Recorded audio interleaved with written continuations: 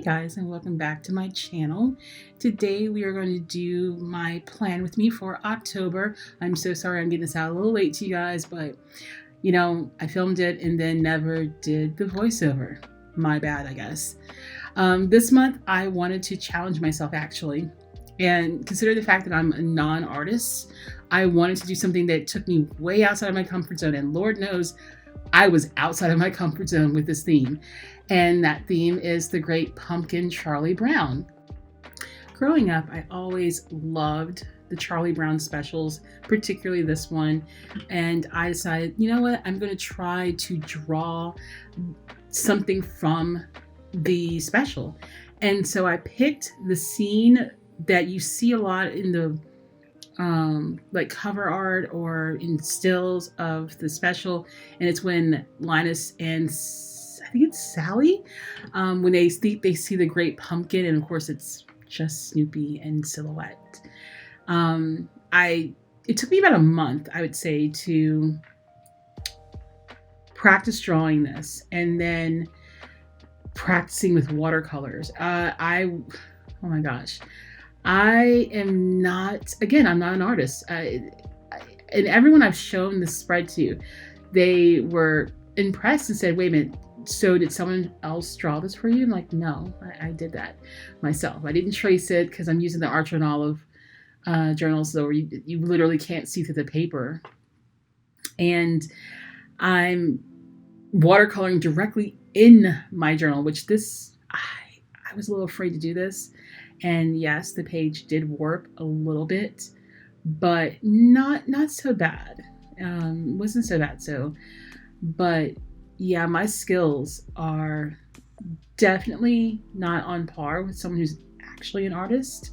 And I'm sure someone out there is going to drag me for using so much of the paint because it's watercolor. So you're not supposed to use but so much paint, and it's watercolor, not acrylic, it's not gouache. But again, cut me some slack. I'm not an artist and I'm still learning. So right here, I'm just kind of painting the pumpkins and everything. When I was deciding how I would do this painting, I didn't want to go as detailed as you see the picture.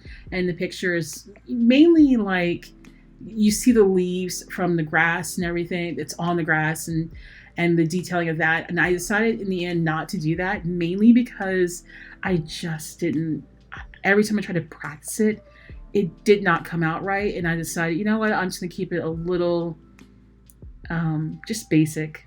And again, since I am still learning and since I'm not an artist, I don't think anyone's really going to expect but so much from me.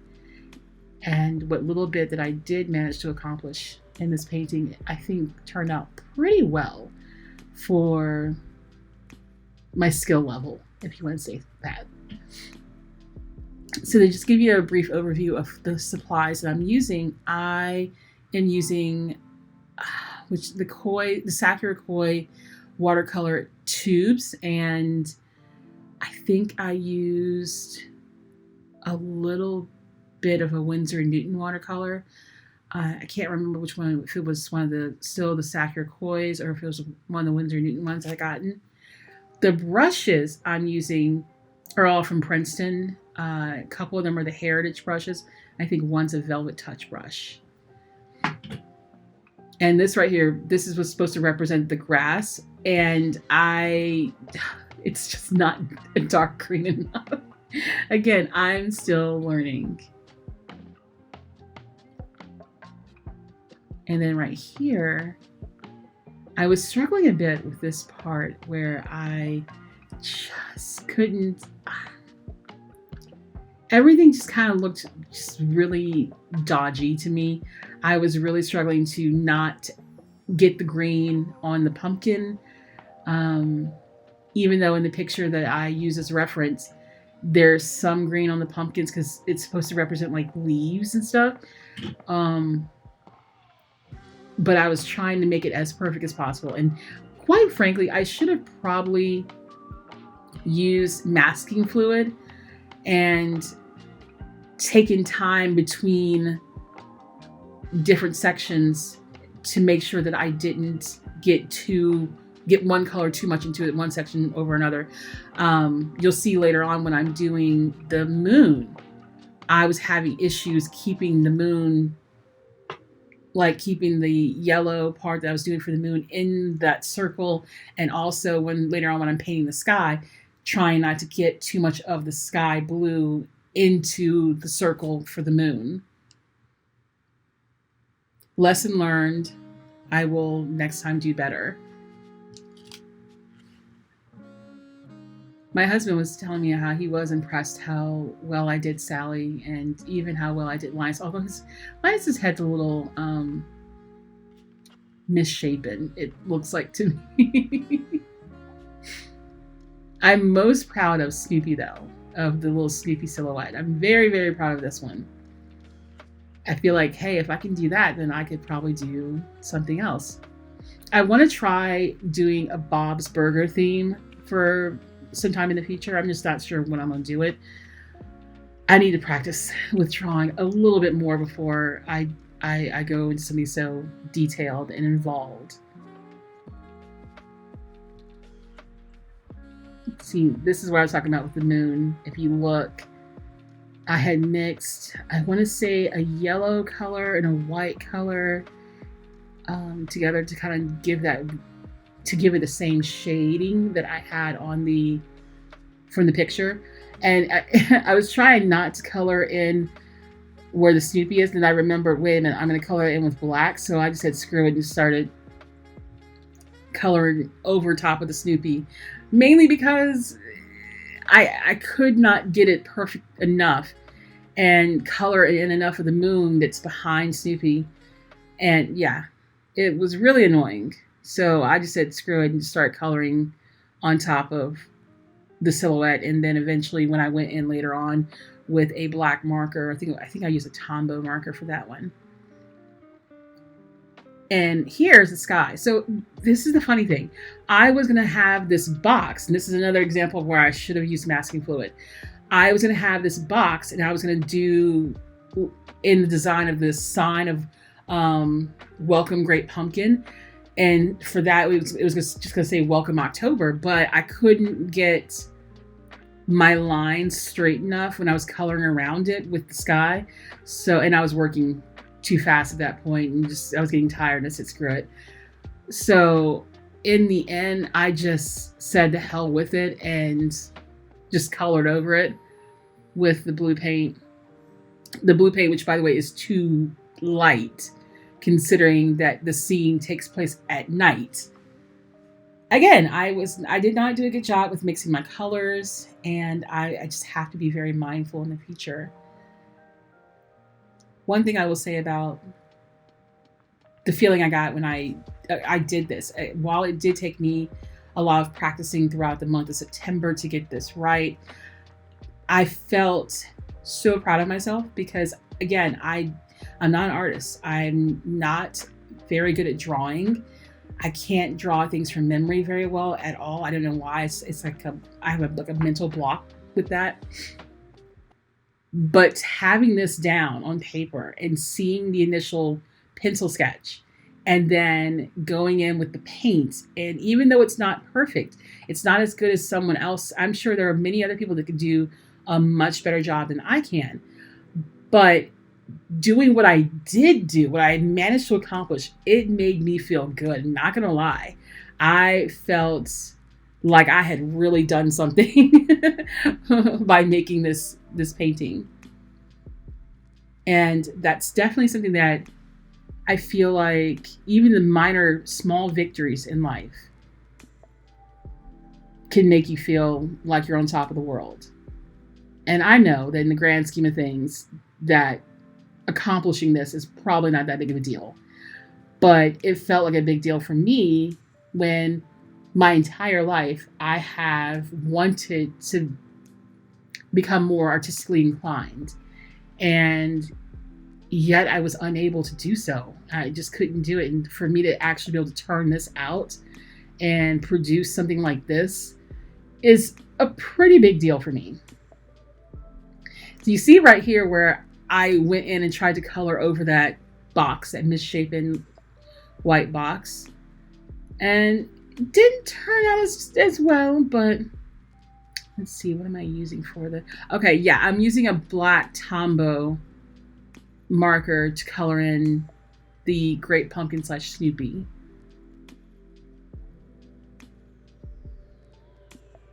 And you're going to see where I majorly screwed up in a second here.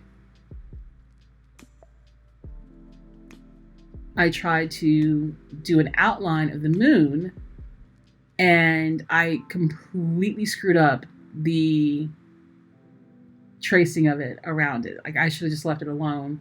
It would have looked a lot better, but of course, I just had to be a perfectionist. And you see it? Yep, screwed it up completely.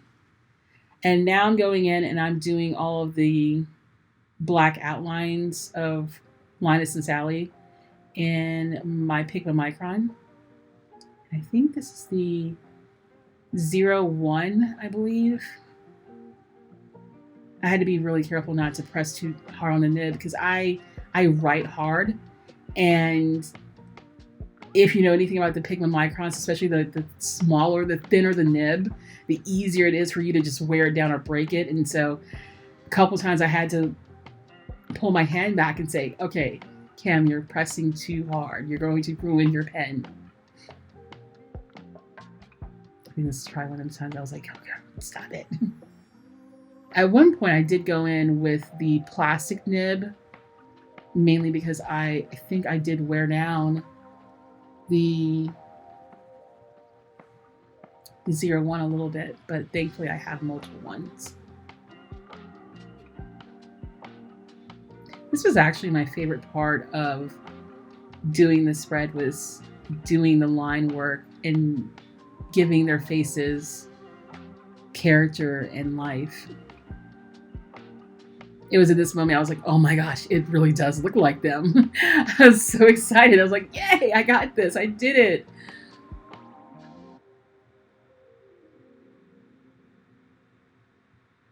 When I showed this to a coworker of mine, he was like, you did that? I'm like, yeah. He was like, what? I'm like, yeah, I did.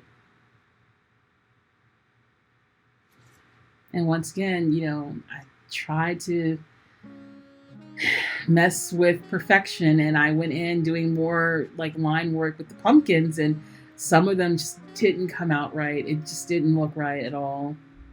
And I kind of wish I left it the heck alone now.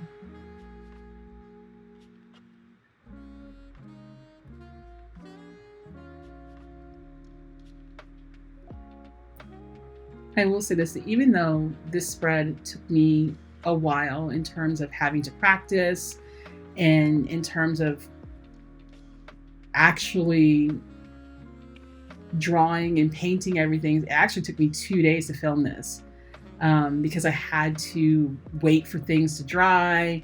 I was getting a headache from concentrating so much. So yeah, it took me 2 days to film this one part of my plan with me. But I do intend on, I actually had a really good time doing this. So I do intend on doing it again. Not necessarily this one, but doing more involved spreads and themes, because I feel like I don't challenge myself enough when it comes to my bullet journal. You know, I understand that it's for people who are just doing bullet journaling just for the organization. That's fine. You don't have to do all this stuff, of course. But for me, it's one of the few things that we have right now, you know, because we're dealing with the new normal of the global situation, and there's not a whole lot that we can do right now. So as far as personal hobbies are concerned, I want to challenge myself artistically, and this is the way for me to do it, is coming up with these, you know, more complicated, detailed spreads and themes. That was my husband sneezing in the background. And I decided to do a little quote on the side, and there are 3 things I've learned never to discuss with people: religion, politics, and the Great Pumpkin. I thought that was really cute. And then of course right here I got my misshapen pumpkin, another misshapen pumpkin. But I figured, you know, since Charlie Brown, it's kids, you know, if you're a kid and you're drawing pumpkins or you're, making decorations, your decorations are going to look a little off. They're not going to look perfect. So when I drew this, at first I was like, I was so mad at myself. I felt like, I screwed it up. But then I thought, you know what? It's what a kid would draw. So it goes with the whole Charlie Brown theme, so to speak. And this is when I was using my Pigma plastic nib, the plastic nib. I actually, even though it gives it a beautiful dark black, I would probably not recommend using the plastic nibs to color in so intensely in your bullet journal, particularly if you have thinner pages. And I'm using my alphabet stamps right here to put in the October, and using washi tape to cover my mistakes. And y'all, okay, so the Archer and Olive acrylographs, I have several of them, quite a few now. Oh my gosh, I've actually fallen in love with them. I didn't think I would, but I did. And I used that, they showed up so well on top of the blue paint to make the stars. And this right here is my monthly log. And once again, my monthly log, it doesn't change. I use pretty much the same format for all of my monthly logs every month. It's just so much easier to just go ahead and just bang that one out. I don't have to come up with some convoluted, calendar with boxes and stuff. And, let me count out 4 spaces each. I don't have to do all that crap. I just prefer to do the traditional monthly log like this. I can get in and out in just a couple minutes with doing a monthly log like this. But this time, because once again, we're sticking to the theme of Great Pumpkin Charlie Brown, I decided actually to draw something on my monthly log, which again, I don't normally do. And it was the Charlie Brown costume where he's dressed as a ghost with a ton of holes all in the costume. And his, what did you get? I got a rock. I also took me a while to practice this. I practiced this over and over and over again I could get it where it looked like Charlie Brown's costume. I was very proud of myself for this one too. Later on, I go back in and I put stickers. I put some stickers in. At the time when I was filming this, the stickers I had ordered had not arrived from Etsy, so I was waiting for them. And I just went in later on and just placed them in different spots and everything. And these are my tasks and goals. And funnily enough, I had not come up with my October tasks and goals yet. So I ended up going in later on to correct that. And my October expenses, same as every month, I keep it very simple. I don't track my everyday expenses in my bullet journal. I just do the basic major bills every pay period every month. So simple. Same thing with my habit tracker. I keep it simple. Do the same thing every month, just a simple format, because it's just easier for me to get in, make the spread, and then, get the heck out. Every month, I've always kind of struggled with keeping to my habit tracker. Like, I'm struggling with it this month. I don't know why I continue to make a habit tracker when I don't stick to it. And it's not that I'm not doing the habits. I am. I still do the daggone habits. It's the fact that I'm not sticking to the tracker itself. And I don't even know why I bother anymore. I guess to hold myself accountable, but whatever. And right here, I actually had traced out a drawing. I did the little apple bin from the Great Pumpkin Charlie Brown special, and then I ended up not drawing it, mainly because I just got frustrated. Later, I actually did go back over that drawing with a sticker that I got from Sparkle Shine Studios. It's a Black-owned Etsy shop, and I love her work. Her stickers are so beautiful. So go to her Etsy page, give her some love, buy her stuff. I've bought so many sticker sheets from her in the last couple of months. She's probably tired of seeing my address and my name coming across her page. Now, what I just did was the 31 Days of Halloween, which I hope I stick to this year. Same thing with the fall baking wish list. I'm hoping that I stick to it. So far, I've not done any fall baking, but I'm planning on making some pumpkin spice cookies for my husband and our friends and for my coworkers. And I keep my weekly spreads pretty simple. I don't do anything too crazy with them. Just same old, because it's just easy to stick to. And with the 31 Days of Halloween, I did go later and put some more stickers in. The fall baking spread, those are actually Sparkle Shine Studios stickers as well, right there. And right here, I'm just erasing all of the pencil lines because I could never trace over it perfectly. And that is my October spread. I hope you enjoyed this video. Give it a thumbs up if you liked it. Subscribe and hit that bell icon so you can be notified of when I upload another video. And hopefully next month I will have an equally pretty spread. I can't guarantee it given my lack of artistic talent, but I guess we'll see. But that's all from me today, and I'll see you in the next one. Bye.